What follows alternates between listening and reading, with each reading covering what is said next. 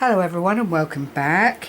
It's Kay here and I'm here to share another of the Studiolight Essential Dies with you. Now I have had this one quite some time, I'm ashamed to say, and didn't get around immediately to using it, but bearing in mind how people quite like to see the last Studiolight Essentials video that I did highlighting another die set, I thought I would crack this open and marry it up with working with some digi papers designed by Artymaze and Tracy. And the kit is the construction cards, which I will share with you very shortly. But just to discuss this lovely die, there are 1, 2, 3, 4, 5, 6, 7, 8 pieces in it. These formulate a page. The other two reduce in size, which allows for matting and layering. Excuse the glare, but I do need the light on here. Then there are some little things here that you could use for decorative purposes on a spine, or you know, around the spine of a book, and it all works really well. If you are a person that would love to get into journal making, it doesn't really come any easier than this, because if I tell you the little album I'm going to share with you is made up of quite a few. 1, 2, 3, 4, 5, 6. There, I've made 8 pages from this one page, and then used the other 2 sizes of the page to strengthen and mat and layer, and then it's just been down to adding things to it to turn it into what I would consider to be a very nice little journal. Now it's basic, but I'm going to share it with you anyway, and this is how it looks. And I think that is really rather lovely.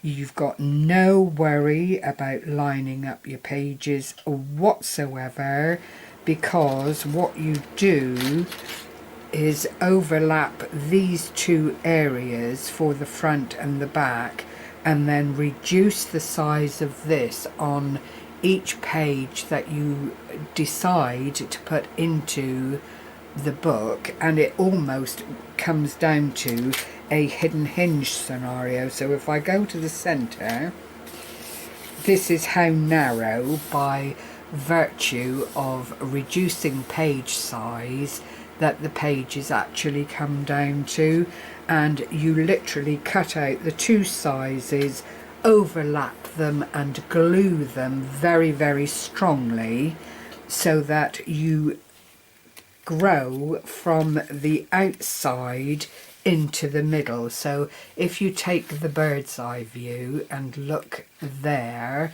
these are the 2 cover pages on the bottom, and I've just literally overlapped this bit here to make that bottom cover. I've then cut out 2 more pages, reduced the size of that oblong by, I don't know, 1/4 of an inch, something of that nature, overlapped again. So that is another set of pages, and repeated again by reducing that oblong on the pages, and again and again. And what I actually did with the last one was cut some of this size away. I think I probably cut, let's just put it up there, about half, I would say, probably. Or did I use that page? I might have used that page. you get 3 page sizes, you see. So what I've what I've done then is taken the smallest page size, cut off 1 inch and a bit, 2 inches, let's just have a look, nearly 2 inches, and made these into little pockets that then sit and allow me to put in these postcards from the construction kit by Artymaze and Tracy. So if we start at the very beginning, what I've tended to do is decorate a page and leave a page open, so you could put photographs on it, or you could put some of your very own ephemera. It depends entirely on you, how you make your particular album. But this is the front, and I've just collaged some of the components, a little bit of lace here, some of the papers. I've decorated the spine with the lace that I've carried throughout, and left the back plain apart from some glue spillage here. But I have used extra card either side to stiffen that page and give it some feel of quality. It does need that. I used a 160 GSM card, which isn't the best, but by the time you layer it up and, you know, add your bits and pieces to it, it becomes quite a lovely piece. So that's the front cover. This side then is plain. You could utilize it as another pocket for adding things into. It's up to you. I've tended to collage the pieces from the construction kit and then back them with the black where possible, just to layer them up and make a decorative page. It's not functional in any way. I suppose you could use it for tuck spots, but the functionality lies in the black page, which allows you then to do whatever you like with that particular page. They've all been layered with more of the black card to make them quite significant. Here is another more simplistic collage. I've used a little bit of glitter, the glue. This black edge is actually from the 2 circles that I cut together and then made the smaller one here and just layered it up. So it's not a true circle, but it is in the shape of the circle. Here are some more components from the construction kit, which is an absolute delight. If nothing else, you can utilize it as I have here for ephemera purposes. Cut it out, layer it up, put some glossy accents on it, a little bit of glitter here, but those would all make standalone components in a journal. Here's another one, plainer, but it doesn't detract from the beautiful design work that the 2 ladies have put together. And another page. This is the thickest page of all, but it is the centre of the book, so I felt I needed to, as that's going to take quite a lot of buffering back and forward, it needed to be that little bit thicker.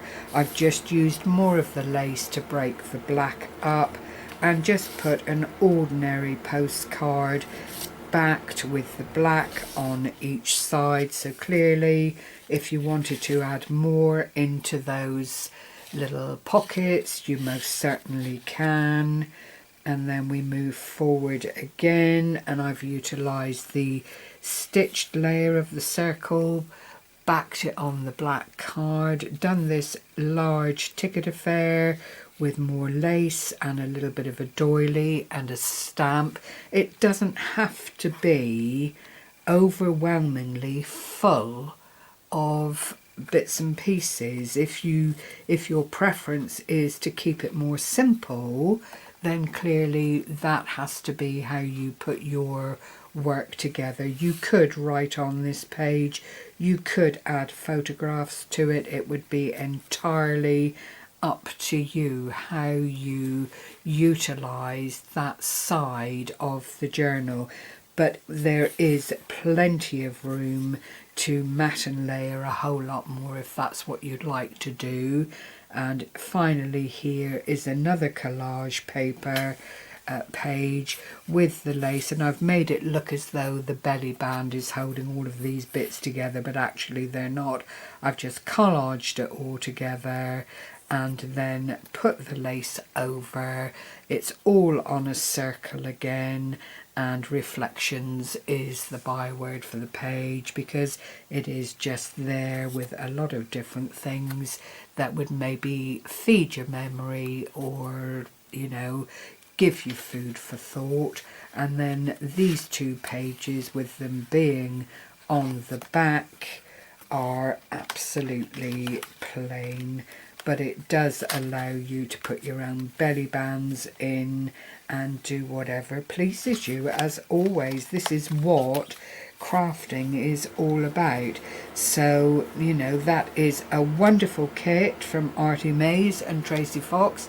I think you'll agree. Great for collage work, great for ephemera bits and pieces that you can add to your journals if that's what you'd like to do. And then a very, very versatile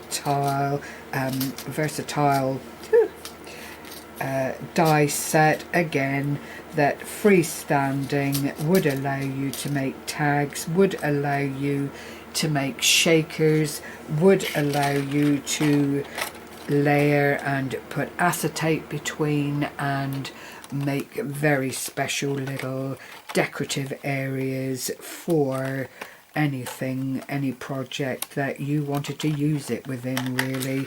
So I hope I've inspired. I hope I've given you, as always, food for thought. Studiolight is a very, very lovely company.